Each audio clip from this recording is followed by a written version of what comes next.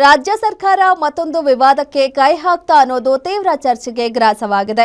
ಈ ಹಿಂದೆ ಬೆಂಗಳೂರಿನಲ್ಲಿ ಆರ್ಸಿಬಿ ಮ್ಯಾಚ್ ವೀಕ್ಷಿಸಲು ಶಾಸಕರು ಮಂತ್ರಿಗಳಿಗೆ ಫ್ರೀ ಟಿಕೆಟ್ಗಾಗಿ ಬೇಡಿಕೆ ಇಡಲಾಗಿತ್ತು. ಅದರಿಂದ ಇಲ್ಲಿಂದ ಮ್ಯಾಚ್ಗಳು ಕೂಡ ಪೋಸ್ಟ್ಪೋನ್ ಆಗಿದ್ವು. ಈಗ ಅದೇ ರೀತಿಯ ವಿವಾದಕ್ಕೆ ಕೈ ಹಾಕೋಕೆ ಮುಂದಾಗಿದೆ. ಅದೇನೆಂದ್ರೆ ತಿರುಪತಿ ವಿಚಾರದಲ್ಲಿ ಕರ್ನಾಟಕದ ಮಂತ್ರಿಗಳು ಶಾಸಕರು ಗಣ್ಯರಿಗೆ ಮೊದಲ ಆರತಿಗೆ ಅವಕಾಶ ನೀಡಬೇಕು ಅಂತ ಡಿಕೆಶಿ ಮನವಿ ಮಾಡಿದ್ರು. ಆದ್ರೆ ಅದಕ್ಕೆ ಟಿಟಿಡಿ ವಿರೋಧ ವ್ಯಕ್ತಪಡಿಸಿದೆ. ಕರ್ನಾಟಕದ ಎಲ್ಲಾ ಗಣ್ಯರಿಗೆ ಮೊದಲ ಆರತಿಗೆ ಪರ್ಮಿಷನ್ ಇಲ್ಲ. ಸದ್ಯ ಜಾರಿಯಲ್ಲಿರುವ ಶಿಷ್ಟಾಚಾರ ಮಾತ್ರ ಪಾಲನೆ ಸಾಧ್ಯ ಎಂದು ಟಿಟಿಡಿ ಪ್ರತಿಕ್ರಿಯೆ ನೀಡಿದೆ. ಹೀಗೆ ಹೇಳ್ತಿದ್ದಂತೆ ಟಿಟಿಡಿ ಆಡಳಿತ ಮಂಡಳಿ ಜೊತೆ ಚರ್ಚೆ ಮಾಡಿದ್ದೇನೆ. ಅದರ ಗೈಡ್ಲೈನ್ ವಿರುದ್ಧವಾಗಿ ನಾನು ಮಧ್ಯಪ್ರವೇಶ ಮಾಡಲ್ಲ ಅಂತ ಸಿಎಂ ಡಿಕೆ ಶಿವಕುಮಾರ್ ಹೇಳಿದ್ದಾರೆ. ಪದ್ಧತಿ ಇದೆ. ಆ ಆರತಿಯನ್ನ ಅಲ್ಲಿ ಯಾರೋ ಸ್ಪೆಷಲ್ ಆಫೀಸರ್ ಅದನ್ನ ತೆಗೆದುಕೊಂಡು ಹೋಗ್ಬೇಕು ಅಂತೇಳಿ ನಮ್ಮ ಇಲ್ಲಿ ಶ್ಯಾಮ್ ಭಟ್ರಿಗೆಲ್ಲ ಗೊತ್ತಿದೆ. ನಿನ್ನೆ ಒಂದು ಆದೇಶ ಮಾಡಲಿಕ್ಕೆ ನಮ್ಮ ಅಧಿಕಾರಿಗಳಿಗೆ ನಾನು ಮಾರ್ಗದರ್ಶನ ಕೊಟ್ಟಿದ್ದೇನೆ.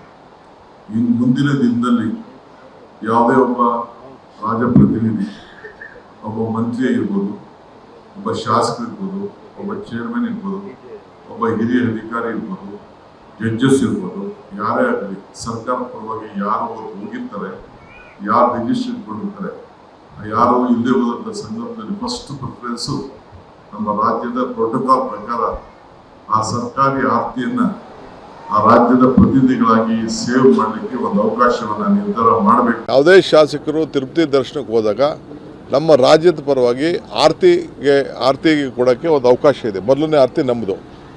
ಏನು ಆ ತಟ್ಟೆನ ತೆಗೆದುಕೊಂಡು ಹೋಗಿ ಆ ಅಧಿಕಾರಿಗಳು ಅವ್ರಿಗೆ ಸಪೋರ್ಟ್ ಮಾಡ್ತಾರೆ. ಅದಕ್ಕೊಂದು ಗೈಡ್ಲೈನ್ಸ್ ಇದೆ.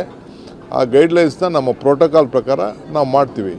ಒಂದಿನ ತಹಶೀಲ್ದಾರ್ಗೂ ಸಿಗ್ಬೋದು, ಎ ಸಿಗೂ ಸಿಗ್ಬೋದು, ಶಾಸಕರಿಗೂ ಸಿಗ್ಬೋದು, ನಮ್ಮ ಮೇಯರ್ಗಳಿಗೂ ಸಿಗ್ಬೋದು, MP ಗಳಿಗೆ ಸಿಗ್ಬೋದು. ಅವ್ರಿಗೆ ಆ ಒಂದು ಭಾಗ್ಯ ಸಿಗಲಿ. ಯಾಕೆಂದ್ರೆ ಅವರೆಲ್ಲ ನಮ್ಮ ಜನರ ಸೇವೆಗೋಸ್ಕರ ಆರತಿ ಕೊಡೋದು ಕರ್ನಾಟಕಕ್ಕೆ ಒಳ್ಳೆಯದಾಗಲಿ ಅನ್ನೋ ದೃಷ್ಟಿಯಿಂದ ಅವತ್ತಿಂದ ಒಂದು ಪದ್ಧತಿ ಉಳಿಸ್ಕೊಂಡು ಬಂದಿದ್ದಾರೆ. ಬರೀ ಒಬ್ಬ ಆಫೀಸರ್ ಎತ್ಕೊಂಡೋಗಿ ಕೊಡೋದಕ್ಕಿಂತ ಜನಪ್ರತಿನಿಧಿಗಳು ಹೋಗಿ ಆ ದೇವರಿಗೆ ಪ್ರಾರ್ಥನೆಯನ್ನು ಮಾಡಲಿ ರಾಜ್ಯದ ಪರವಾಗಿ. ಇನ್ನು ತಿಮ್ಮಪ್ಪನ ಸನ್ನಿಧಿಯಲ್ಲಿ ಕರ್ನಾಟಕಕ್ಕೆ ಮೊದಲ ಆರತಿ ಆಗತ್ತೆ. ಅದು ಕರ್ನಾಟಕಕ್ಕೆ ಸಿಕ್ಕಿದ್ದು ಹೇಗೆ ಅನ್ನೋದನ್ನ ನೋಡೋದಾದ್ರೆ, ಮೈಸೂರು ಮಹಾರಾಜರು ಪ್ರತಿದಿನ 5 ಕೆಜಿ ತುಪ್ಪವನ್ನ ದೇವಸ್ಥಾನದ ಅಖಂಡ ದೀಪಗಳಿಗಾಗಿ ನೀಡ್ತಾ ಇದ್ರು.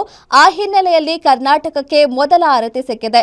ಪ್ರತಿದಿನ ಮೊದಲ ಆರತಿ ಕರ್ನಾಟಕದ ಹೆಸರಲ್ಲೇ ಸಲ್ಲಿಕೆ ಆಗತ್ತೆ. ಐತಿಹಾಸಿಕ ಕೊಡುಗೆಯ ಗೌರವಾರ್ಥವಾಗಿ ಈ ವಿಶೇಷ ಹಕ್ಕು ಸಿಕ್ಕಿದೆ.